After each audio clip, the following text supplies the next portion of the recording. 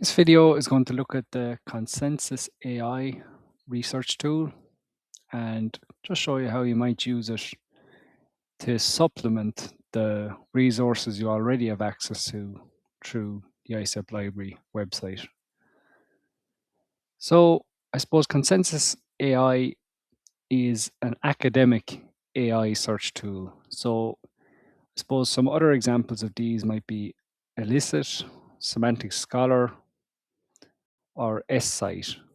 So there are just a few, but there's any number of them, and there's new ones appearing all the time. I suppose they're different slightly from what you might call generative AI search tools, the ones you'd be familiar with, like ChatGPT or Copilot or Claude.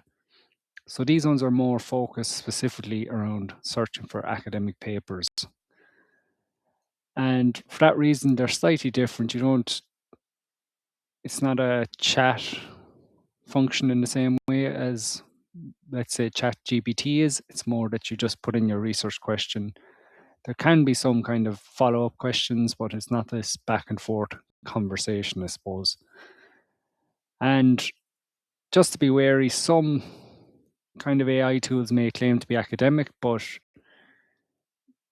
with any of these tools, you need to kind of do some research yourself and verify that they are, and that they're not just kind of generative AI chats, I suppose, because you kind of want ones that are more focused on academic search so that they're giving you verifiable kind of sources and information. So the library doesn't endorse or subscribe to Consensus, but I suppose some of the reasons we chose to do a video on Consensus was that it does offer a decent amount for free, because all of these will prompt you to pay for additional functions. So Consensus, you can do quite a lot for free, and obviously we don't want you to be paying for additional search tools when you have access to the library's academic databases. Another reason is the Consensus does seem to be quite good in terms of providing verification for its sources, where it's getting its information. It provides links back to the publishers where it's finding articles. So that's obviously very important for any academic AI search you use, that you make sure that it's using good sources and it's using peer-reviewed sources, which Consensus does seem to. So just before we look at it, just to emphasize as well that obviously in the first instance, we'd recommend that you use the library resources.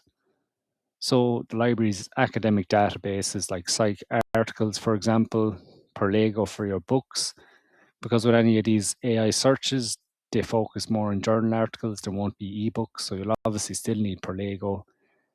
And also with a database like PsycArticles, there's no verification needed on your end. You know that the results you're getting are peer-reviewed journal articles,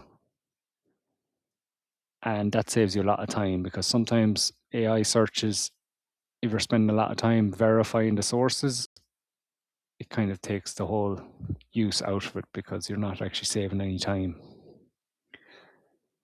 So that's just important to note. I would always say that use the library resources first. You also know you'll have full text access to them straight away. And Consensus, any of these that you use, kind of just keep them as supplemental. Maybe if you get a bit of a block in terms of searching, or you just want to make a start on a research question, or try to figure out a research question, the likes of Consensus can be quite good.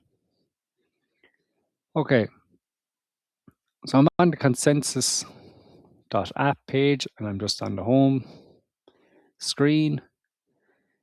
There are options down here. You can do a paper search, which you can use if you just want to search for papers on a specific topic, but you can do that as well from this home screen.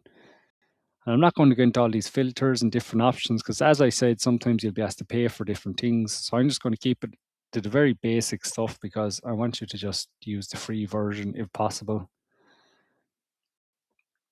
And one good thing about Consensus is that you can actually ask it just yes, no questions. So similar to what you might ask what you might search in Google, or maybe what you might ask Copilot. But I suppose the good thing about consensus is that it backs up its kind of answer with academic papers.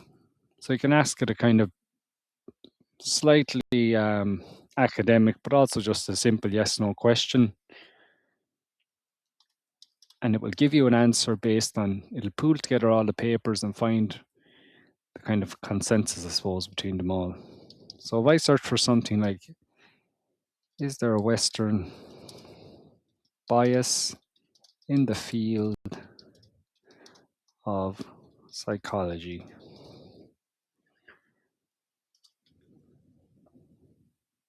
We run that search.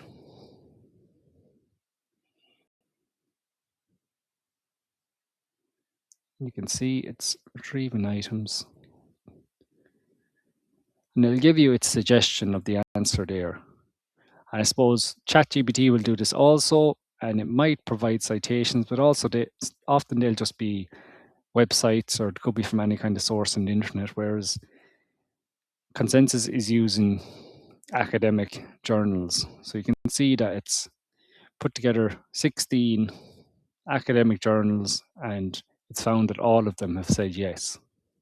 So often if you ask a more, I suppose, a question that's a bit more up for debate, it could be that 10 have said yes, 3 have said no, 3 have said possibly. So it mightn't always be as emphatic as that.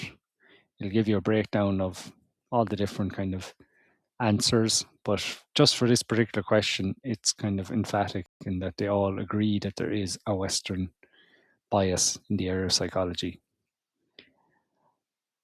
And you can scroll down and it'll give you some kind of, this is just its summary here in terms of evidence of Western bias, and then it kind of gives you your references as well of where it's finding this information. So you can use that section here on the left hand side just to get an answer firstly. So maybe if you want to know if your research question is a viable one in the first instance, you can use that. And then over on the right hand side, you'll actually find papers that kind of cover this topic, I suppose. You can see there's different criteria then. You can see it'll tell you what kind of paper it is. Sometimes it'll tell you if it's a highly cited one. And it'll also tell you, importantly, the journal that it comes from. And some of them will have full text PDFs, and some of them won't. You can see here, these ones all have PDFs, so you can actually go straight into the article.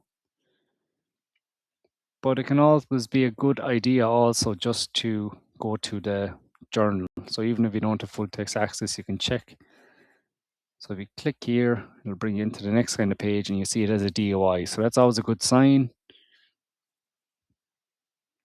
because a lot of these AI search tools, they mightn't actually provide a DOI, or they might be taking their information from poor sources, I suppose,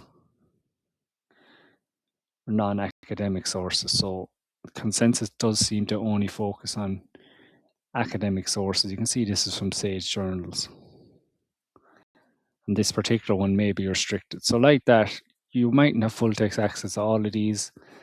And again, that's the benefit of using the library databases, because you will have full text access if you do find something.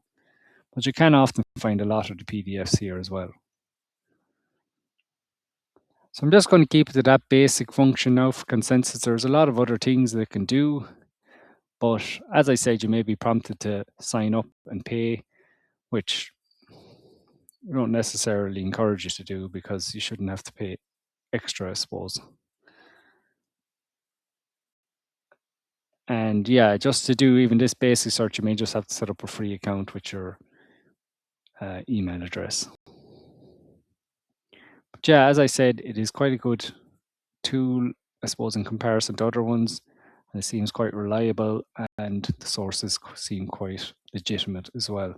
But you just always have to err on the side of caution as well, and do your own research into the articles it suggests.